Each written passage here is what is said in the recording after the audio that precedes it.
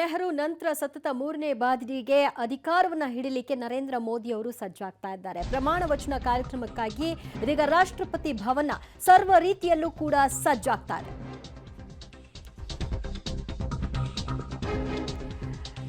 ರಾತ್ರಿ 7:15ಕ್ಕೆ ನಡೆಯಲಿರುವಂತಹ ಪ್ರಮಾಣ ವಚನ ಕಾರ್ಯಕ್ರಮ ಇದಾಗಿದೆ. ನರೇಂದ್ರ ಮೋದಿ ಅವರು ಸತತ ಮೂರನೇ ಬಾರಿಗೆ ಪ್ರಧಾನಿಯಾಗಿ ಅಧಿಕಾರವನ್ನ ಸ್ವೀಕಾರ ಮಾಡಲಿಕ್ಕೆ ಕ್ಷಣಗಣನೆ ಎದುರಾಗಿದೆ. ಯಾವ ರೀತಿಯಾಗಿ ಸಜ್ಜಾಗಿದೆ ರಾಷ್ಟ್ರಪತಿ ಭವನ ಅನ್ನೋದನ್ನ ನಾವು ಗಮನಿಸ್ತಾ ಇದ್ದೀವಿ.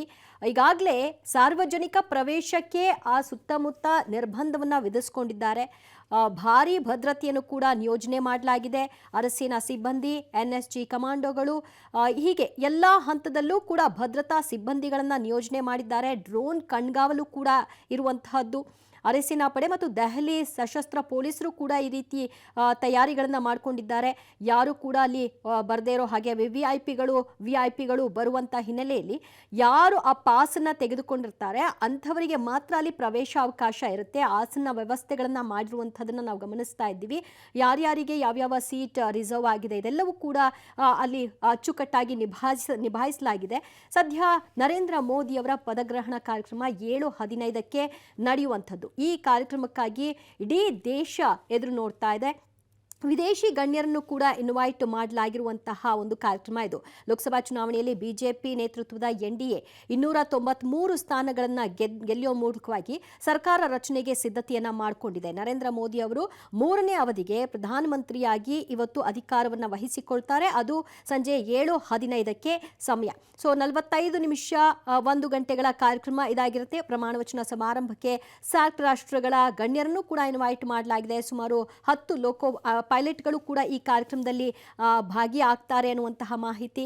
ಬಾಂಗ್ಲಾ ಮತ್ತು ಮಾರಿಷಸ್ನ ಪ್ರಧಾನಿ ಇವರೆಲ್ಲರೂ ಕೂಡ ದೆಹಲಿಗೆ ಆಗಿದೆ.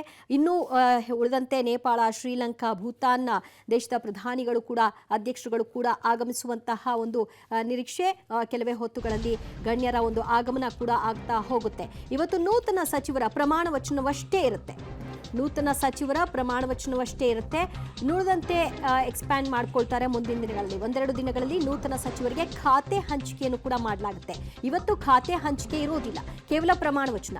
ನಾಳೆ ಅಥವಾ ನಾಡಿದ್ದು ಖಾತೆ ಹಂಚಿಕೆಯನ್ನ ಫೈನಲ್ ಮಾಡಿಕೊಳ್ಳುವಂತಹ ಸಾಧ್ಯತೆ. ಯಾರಿಗೆ ಯಾವ ಖಾತೆ ಅನ್ನೋದರ ಬಗ್ಗೆ ಈಗಾಗಲೇ ಚರ್ಚೆ ಆಗಿರುತ್ತೆ. ಯಾರಿಗೆ ಯಾವ ಖಾತೆಯನ್ನ ಕೊಡಬೇಕು, ಯಾವ ಸ್ಥಾನಮಾನವನ್ನು ಕೊಡಬೇಕು ಅನ್ನೋದರ ಕುರಿತಾಗಿ ಅದು ಅಫಿಷಿಯಲ್ ಆಗಿ ನಾಳೆ ಗೊತ್ತಾಗುತ್ತೆ, ಅಥವಾ ನಾಡಿದ್ದು ಗೊತ್ತಾಗುತ್ತೆ. ಯಾಕಂದ್ರೆ ಇವತ್ತು ಕೇವಲ ಪ್ರಮಾಣ ವಚನ ಅಷ್ಟೇ ಇರುತ್ತೆ. ನರೇಂದ್ರ ಮೋದಿ ಅವರ ಜೊತೆಗೆ ಉಳಿದಂತೆ ಕ್ಯಾಬಿನೆಟ್ ದರ್ಜೆಯ ಸಚಿವರುಗಳು ತಮ್ಮ ಸಚಿವ ಸ್ಥಾನದ ಪ್ರಮಾಣ ವಚನವನ್ನ ತೆಗೆದುಕೊಳ್ತಾರೆ. ಯಾರಿಗೆ ಯಾವ ಖಾತೆ ಸಿಗುತ್ತೆ ಇತ್ಯಾದಿ ಇದೆಲ್ಲದರ ಒಂದು ಕುತೂಹಲ ಏನಿದೆಯಲ್ಲ, ಇದೆಲ್ಲವೂ ಕೂಡ ನಾಳೆ ಗೊತ್ತಾಗುತ್ತೆ. ಮತ್ತಷ್ಟು ಮಾಹಿತಿ ಕೊಡ್ತಾರೆ ನಮ್ಮ ಪ್ರತಿನಿಧಿ ಶಬ್ಬೀರ್. ಸದ್ಯ ರಾಷ್ಟ್ರಪತಿ ಭವನ ಯಾವ ರೀತಿಯಾಗಿ ಸಜ್ಜುಗೊಂಡಿದೆ? ಕಾರ್ಯಕ್ರಮಕ್ಕಾಗಿ ಎಷ್ಟೊತ್ತಿಗೆ ವೇದಿಕೆಯತ್ತ ಎಲ್ಲ ಗಣ್ಯರು ಆಗಮಿಸ್ತಾರೆ? ಇನ್ನು ಸಚಿವ ಸ್ಥಾನದ ವಿಚಾರವಾಗಿಯೂ ಕೂಡ ಬಹಳಷ್ಟು ಚರ್ಚೆ ಆಗ್ತಾ ಇದೆ. ಯಾರಿಗೆ ಯಾವ ಖಾತೆ ಸಿಗಬಹುದು ಅಂತ. ಇದು ನಾಳೆನೆ ಗೊತ್ತಾಗುವುದಾ ಅಥವಾ ಒಂದೆರಡು ದಿನ ಸಮಯ ತೆಗೆದುಕೊಳ್ಳುತ್ತಾ? ದಿವ್ಯ, ರಾಷ್ಟ್ರಪತಿ ಭವನದಲ್ಲಿ ಎಲ್ಲ ರೀತಿಯಾದಂತಹ ತಯಾರಿಗಳಾಗಿದೆ. ವೇದಿಕೆ ಕೂಡ ಈಗಾಗಲೇ ಸಜ್ಜಾಗಿರುವಂತದ್ದು. 6 ಗಂಟೆ ಒಳಗಡೆ ಎಲ್ಲ ಗಣ್ಯರು ಕೂಡ ಬರಬೇಕು ಅನ್ನುವಂತ ನಿಟ್ಟಿನಲ್ಲಿ ಸೂಚನೆಯನ್ನ ಕೂಡ ಕೊಡ್ಲಾಗಿತ್ತು. ಯಾರಿಗೆಲ್ಲ ಪಾಸ್ ವಿತರಣೆ ಮಾಡಲಾಗಿದೆ ಅವರೆಲ್ಲರೂ ಕೂಡ 6 ಗಂಟೆ ಒಳಗಡೆ ರಾಷ್ಟ್ರಪತಿ ಭವನವನ್ನ ತಲುಪಬೇಕಾಗುತ್ತೆ. ಈಗ ಸದ್ಯ 5:30 ಆಗಿರುವಂತಹ ಹಿನ್ನೆಲೆಯಲ್ಲಿ ಇನ್ನು ಅರ್ಧ ಗಂಟೆಗಳ ಕಾಲ ಅತಿಥಿಗಳ ಆಗಮನಕ್ಕೆ ಅವಕಾಶವನ್ನ ಮಾಡಿಕೊಡ್ಲಾಗಿರುವಂತದ್ದು. 6 ಗಂಟೆ ಒಳಗಡೆ ಎಲ್ಲ ಅತಿಥಿಗಳು ಬಂದು ತಮ್ಮ ಆಸನಗಳಲ್ಲಿ ಕೂತ್ಕೊಳ್ತಾರೆ. ಇದಾದ ಮೇಲೆ VVIP ಮೂವ್ಮೆಂಟ್ ಶುರುವಾಗುತ್ತೆ. ಸುಮಾರು ಅರ್ಧ ಗಂಟೆಗಳ ಕಾಲ ಬೇರೆ ಬೇರೆ ದೇಶದಿಂದ ಬಂದಂತ ಗಣ್ಯರೇನಿದ್ದಾರೆ ಅವರೆಲ್ಲರೂ ಕೂಡ ಆಗಮಿಸಲಿಕ್ಕೆ ಶುರು ಮಾಡ್ತಾರೆ. ಅವ್ರಿಗೂ ಕೂಡ ವಿಶೇಷವಾದಂತಹ ಪ್ರೋಟೋಕಾಲ್ಗಳು ಇರುವಂತಹ ಹಿನ್ನೆಲೆಯಲ್ಲಿ ಅವರು ಸೂಕ್ತವಾದಂತಹ ಭದ್ರತೆಯಲ್ಲಿ ಪ್ರೋಟೋಕಾಲ್ ಅಲ್ಲಿ ಬಂದು ಅವರು ಕೂಡ ವೇದಿಕೆಗೆ ಆಗಮಿಸ್ತಾರೆ. ಇದಾದ ಬಳಿಕ ನರೇಂದ್ರ ಮೋದಿ ಅವರು ಕೂಡ ರಾಷ್ಟ್ರಪತಿ ಭವನಕ್ಕೆ ಬರ್ತಾರೆ. ಕಡೆಯದಾಗಿ ರಾಷ್ಟ್ರಪತಿ ದ್ರೌಪದಿ ಮುರ್ಮು ಅವರು ಕೂಡ ಸುಮಾರು 7 ಗಂಟೆ ಅಥವಾ 7:10 ಸುಮಾರಿಗೆ ಅವರು ಕೂಡ ಕಾರ್ಯಕ್ರಮ ನಡೆಯುವಂತ ಸ್ಥಳಕ್ಕೆ ಕೂಡ ಬರುವಂತ ಸಾಧ್ಯತೆಗಳನ್ನ ಈಗ ಸದ್ಯಕ್ಕೆ ನಿರೀಕ್ಷೆ ಮಾಡಲಾಗ್ತದೆ. ಸರಿಯಾಗಿ 7:15ಕ್ಕೆ ರಾಷ್ಟ್ರಗೀತೆಯನ್ನ ನುಡಿಸುವ ಮೂಲಕ ಕಾರ್ಯಕ್ರಮಕ್ಕೂ ಕೂಡ ಒಂದು ಅದ್ದೂರಿಯಾಗಿ ಚಾಲನೆಯನ್ನ ಕೊಡಲಾಗುತ್ತೆ. ಮೊದಲಿಗೆ ನರೇಂದ್ರ ಮೋದಿ ಅವರು, ಅದಾದ ಬಳಿಕ ಎಲ್ಲ ಕ್ಯಾಬಿನೆಟ್ ದರ್ಜೆಯ ಸಚಿವರು, ಅದಾದ ಮೇಲೆ ಸ್ವತಂತ್ರ ಖಾತೆ, ಅದಾದ ನಂತರ MOSಗಳು ಅಂದ್ರೆ ರಾಜ್ಯ ಖಾತೆ ಸಚಿವರು ಹಂತವಾಗಿ ಪ್ರಮಾಣ ವಚನವನ್ನ ಸ್ವೀಕಾರ ಮಾಡ್ತಾರೆ. ಈಗ ಮುಖ್ಯವಾಗಿ 49 ಜನರು ಸಚಿವರಾಗಿ ಪ್ರಮಾಣ ವಚನವನ್ನ ಸ್ವೀಕಾರ ಮಾಡ್ತಾ ಇರುವಂತದ್ದು. ಆದ್ರೆ ಅವರಿಗೆ ಯಾವ ಖಾತೆಗಳು ಅನ್ನುವಂಥದ್ದು ಇನ್ನೂ ಕೂಡ ಸ್ಪಷ್ಟವಾಗಿಲ್ಲ. ಬಹುಶಃ ನಾಳೆಗೆ ಇದಕ್ಕೆ ಸಂಬಂಧಪಟ್ಟಂತ ಒಂದಿಷ್ಟು ಮಾಹಿತಿಗಳು ಲಭ್ಯ ಆಗುವಂತ ಸಾಧ್ಯತೆಗಳಿದ್ದಾವೆ. ದಿವ್ಯಾ, ಥ್ಯಾಂಕ್ ಯು ಶಬ್ಬೀರ್ ನಿಮ್ಮೆಲ್ಲ ಮಾಹಿತಿಗೆ.